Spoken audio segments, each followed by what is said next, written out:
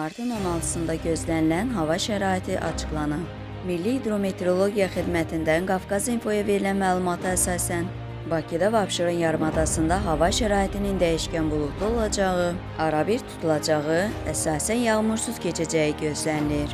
Gecə və səhər bəzi yerlərdə arabir duman olacaq. Mülayim cənub-şərq küləyi əsəcək.